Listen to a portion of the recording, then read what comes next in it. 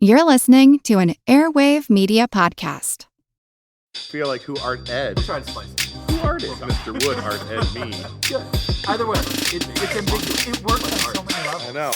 That's off to a great start.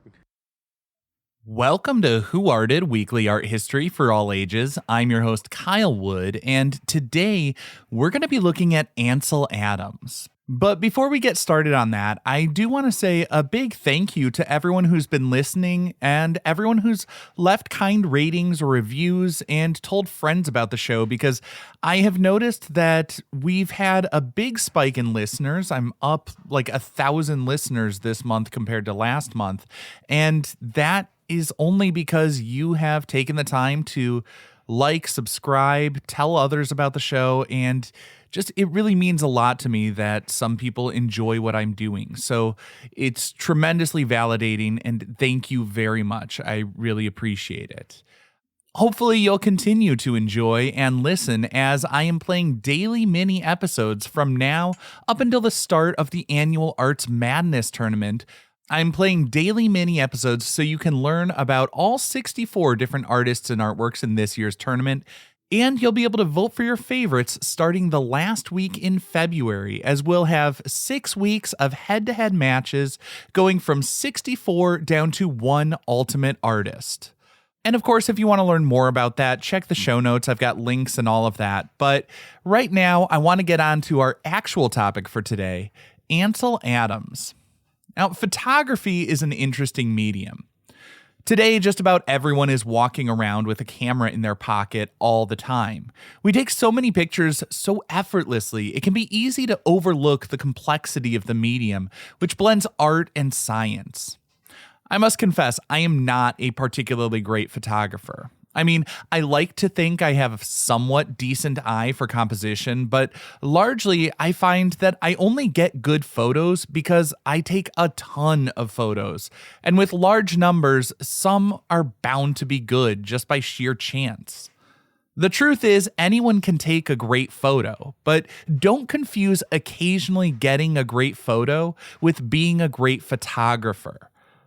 When looking at a photographer's body of work, their success rate in capturing great photos is much higher. As someone who has studied just a little bit of the chemistry behind different photographic processes, I'm even more amazed when I see the success of photographers like Ansel Adams. He didn't have the instant feedback of a digital device. 100 years ago, taking a photograph meant more than simply pressing a button. It meant focusing the lens, choosing an aperture, choosing an exposure time, developing the film, then enlarging it on a sheet of paper. With a finite number of frames on a roll of film, it was important to make each one count. What I love about Ansel Adams is that he not only made each picture count in the sense of capturing great-looking images, he used his photos to advocate for conservation. He was also bold in experimentation, pushing boundaries and innovating in the medium he loved. His iconic black and white photographs of the American West, especially Yosemite National Park, are instantly recognizable and have made him a legend in the world of art. But behind the stunning images lies a fascinating life filled with passion, persistence, and a deep love for the natural world. Ansel Adams was born February 20th, 1902 in San Francisco, California. He was a lively and hyperactive child. Traditional schooling was a struggle for him. He preferred exploring the sand dunes near his home, overlooking the Golden Gate, the entrance to the San Francisco Bay. When Ansel was just 4 years old, he experienced the famous 1906 San Francisco earthquake. During an aftershock, he was thrown to the ground and broke his nose. It remained slightly crooked for the rest of his life. Ansel's father was a kind and understanding man who recognized that his son was not quite suited for traditional school and decided to homeschool him. He encouraged Ansel's interests, which initially leaned actually towards music. Ansel Adams showed incredible talent as a pianist, but he wasn't sitting back and coasting on talent alone. He practiced for hours every day. He even dreamed of becoming a concert pianist. Music instilled in him a sense of discipline and an appreciation for structure and form, elements that would later show up in his photography. Now, everything changed in 1916 when the Adams family took a vacation in Yosemite National Park. It was love at first sight. The towering granite cliffs, the cascading waterfalls, and the vast, untouched wilderness captivated the 14-year-old Ansel. He took his first photographs of Yosemite with a Kodak Brownie camera, a gift from his parents. These were simple snapshots, but they marked the beginning of a lifelong obsession. Yosemite became Ansel's sanctuary and his muse. Every summer he would return, exploring every nook and cranny of the park. He learned to hike, climb, and survive in the wilderness. He even joined the Sierra Club, a conservation organization dedicated to protecting wild places. He would go on to serve for many years on the Sierra Club's board of directors and became a prominent voice for environmental protection. Ansel's passion for nature wasn't just about pretty scenery, though. He wanted to preserve these places for future generations.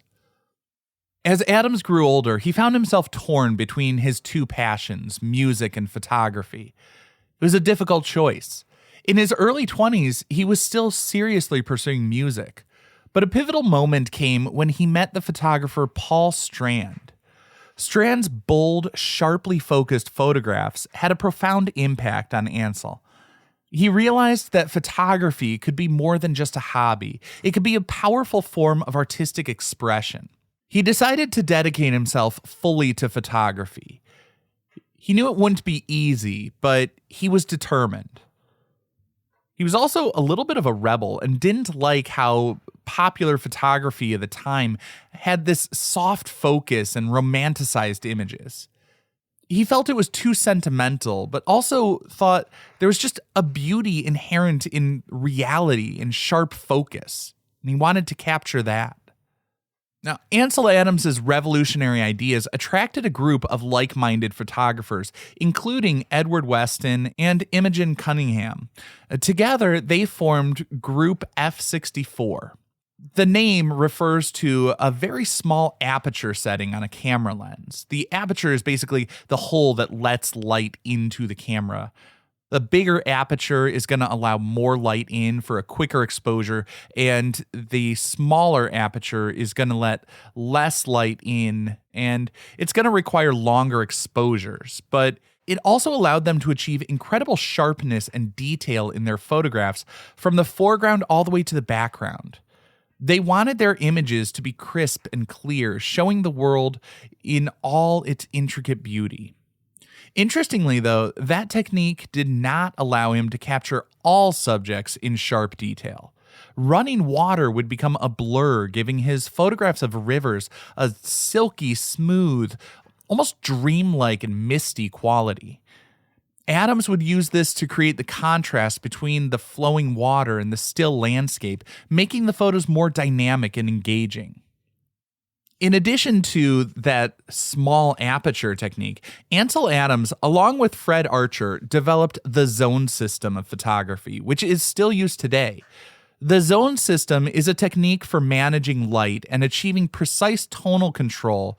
It involves visualizing your scene and assigning different areas to specific zones of brightness, ranging from pure black, which would be like zone 0, to pure white. By understanding how different zones correspond to exposure and development, you can pre-visualize and capture the exact tones you desire in your final print.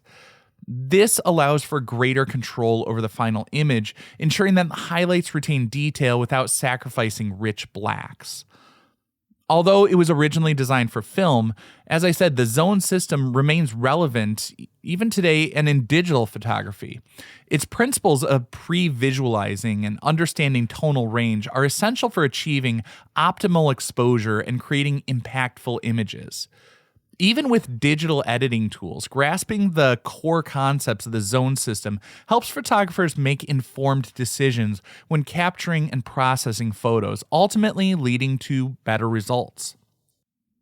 Now, on the personal front, Ansel Adams married Virginia Best in 1928.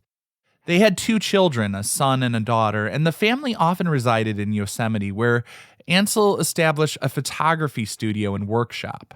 Virginia, an accomplished pianist, inherited her father's Best's studio in Yosemite, which later transitioned into the Ansel Adams Gallery, managed by the family for many years.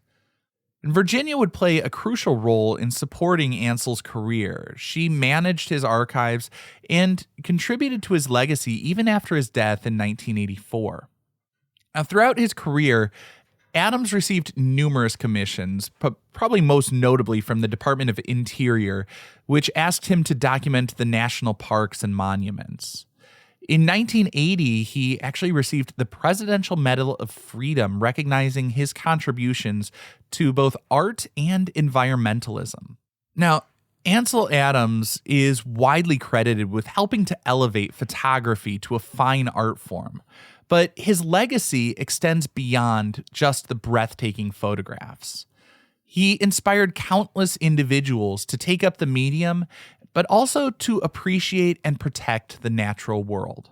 Now, after a short break, we're going to take a closer look at one of Adams's most memorable photos, which also helped to launch his career. I'm talking about Monolith, the face of Half Dome, from 1927.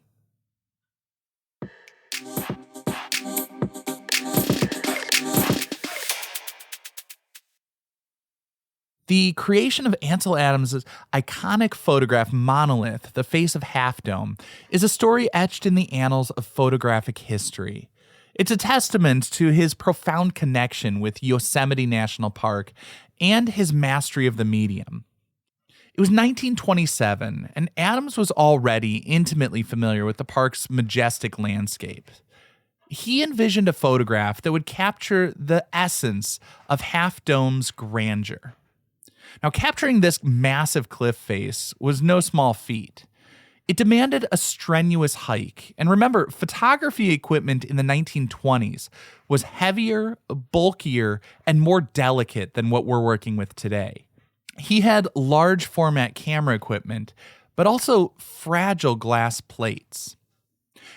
He was accompanied by his future wife, Virginia Best, and a few companions, and they went on a miles-long trek, ascending from the valley floor to a vantage point that offered the desired perspective.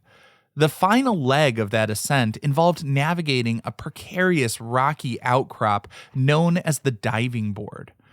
One misstep could have resulted in a disastrous plunge. But he had a vision.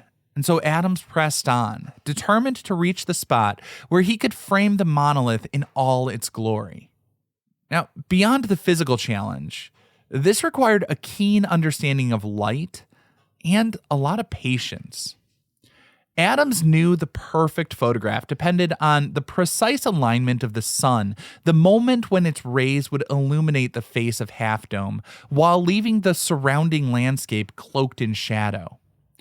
He waited, observing the subtle dance of light and shadow until the scene before him mirrored the image he had pre-visualized in his mind's eye.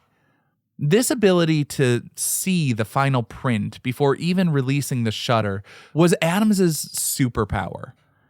Today, photography is instant, but historically, it required patience and very deliberate action.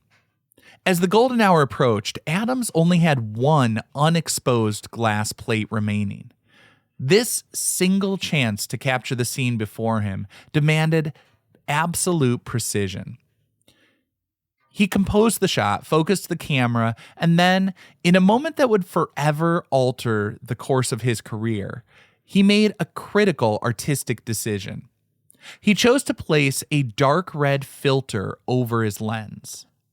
This would dramatically darken the vast expanse of the sky, rendering it almost black in the final print, and creating a stark and breathtaking contrast against the brightly illuminated granite face of Half Dome. It was an unexpected choice that showcased not only his technical understanding of filters and their effects, but also his artistic daring.